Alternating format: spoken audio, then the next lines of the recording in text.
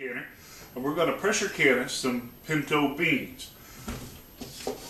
All this is just a pack of store brand pinto beans that I've took out the package and went through and got out any rocks or any broken beans, and then I've got some water. So we're going to soak this overnight, and then we're going to pressure can it. Now, why would you want to take dried beans and then go through all this trouble to pressure can them, especially for storage? And I'll tell you why.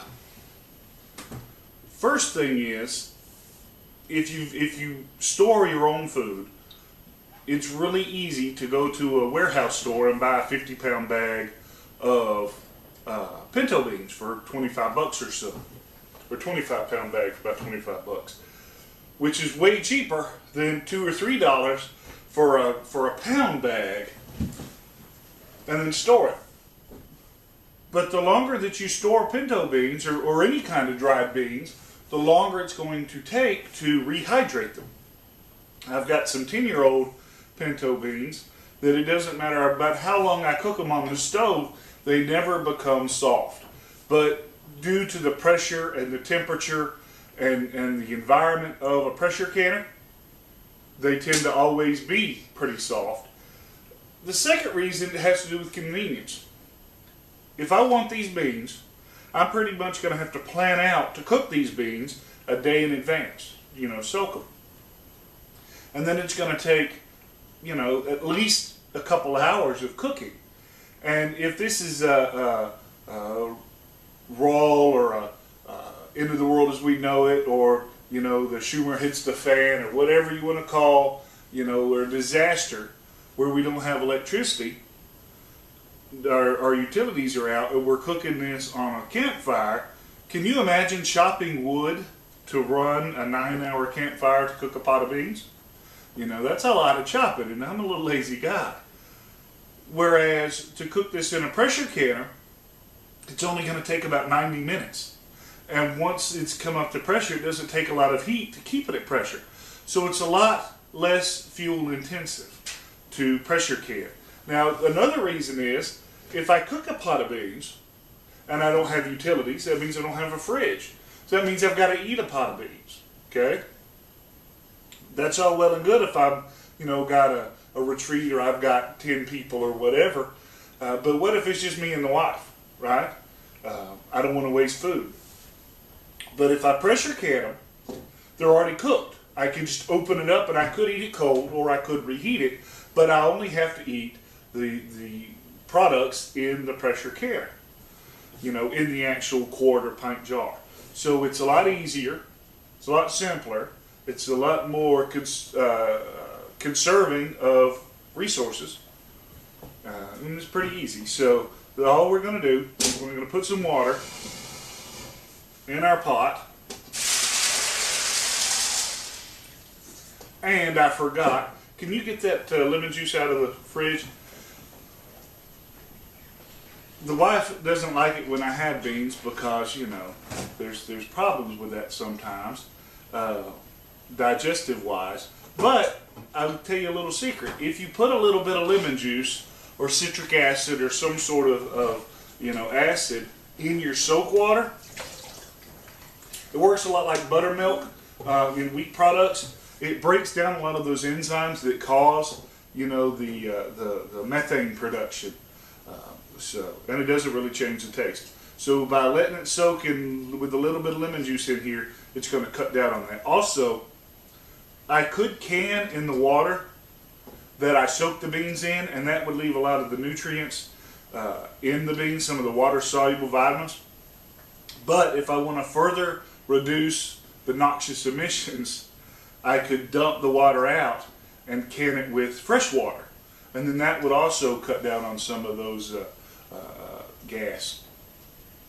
So we're going to let this sit. We're going to come back tomorrow. We're going to let this sit overnight, and I'll show you how we pressure can. Alright, so this is the next day. We've soaked these beans overnight. They're getting a little softer, but you can tell that water is pretty brown, which is some of those enzymes and stuff, maybe just a little bit of dirt. So what we're going to do now, we could can it with this juice, but like I said, we're gonna change the water out to cut down on any kind of gas issues.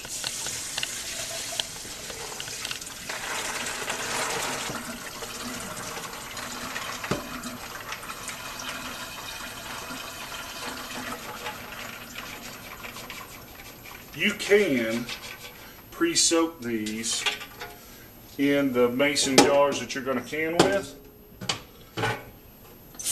I don't, because you think it would save some time, but it doesn't. And I've had problems with soaking it in the containers where that it would mold. So I just do it in one big pot. I'm going to rinse that lemon juice out.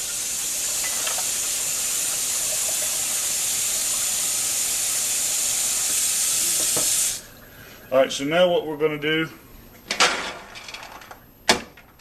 is we're going to spoon these into the actual canning jars and put a little bit of water in there, and then we're going to put them in the pressure canner.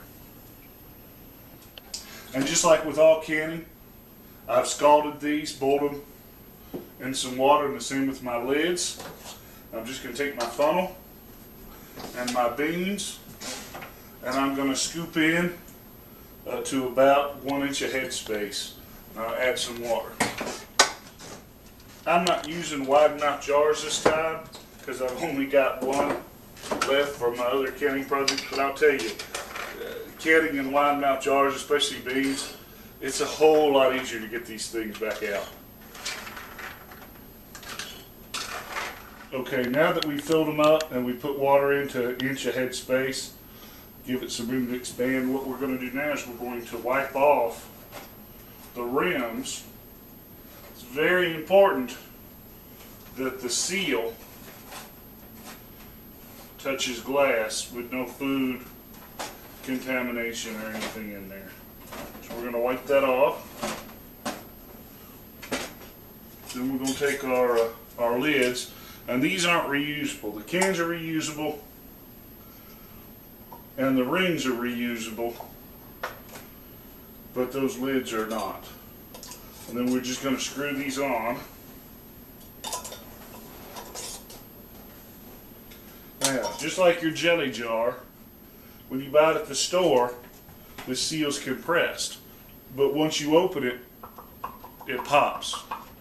Okay? What's going to happen is this heats up and boils.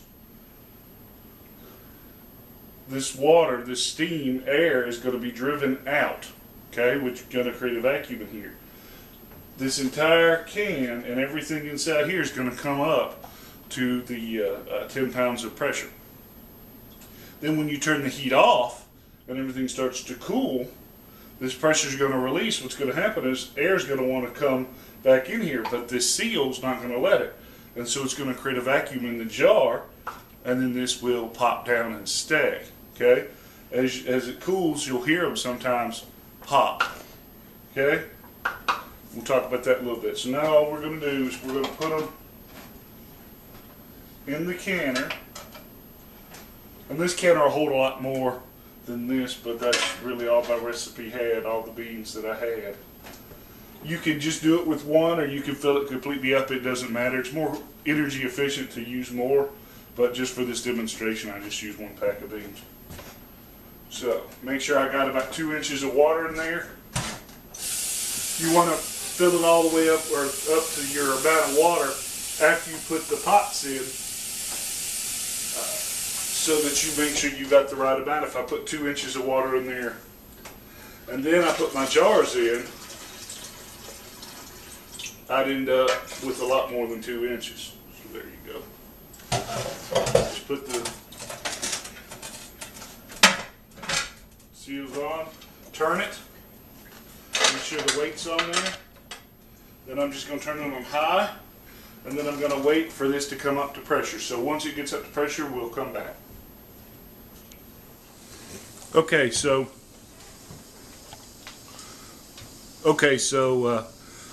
you'll see that it's a little under 10 pounds. It's because I just turned the heat off. I sat here until it got up to 10 pounds on high, and then I turned it down to about 3 on my oven. Stove eye, about 3 is the setting that keeps it at 10 pounds. Different stoves are going to have different temperatures. So this isn't something that you can walk off and leave, because depending on the heat fluctuations, this thing will keep moving. So you have to kind of stand by. But anyway, once it got up to 10 pounds, I put the timer on 90 minutes and just went over on the kitchen table and did some work on the computer, and kept looking over every couple minutes or so. Once it got to 90 minutes at 10 pounds, I just turned the heat off, and we're going to let it cool down on its own. You'll see that it's moving kind of slow. You don't want to artificially try to cool this thing down or pour the weight off or anything to reduce the pressure, because this is in the recipe to let it cool down on its own. So once it cools down and the gauge reads 0, I'm going to take the weight off. If no steam or anything comes out, then I'll pull the lid off, and then we use the tongs and pull the beans out, and you can see what they look like. So we'll come back in a little bit after this cools. Pressure's off. Take the lid off. Be careful about the steam. You're going to need tongs of some sort because it's pretty hot.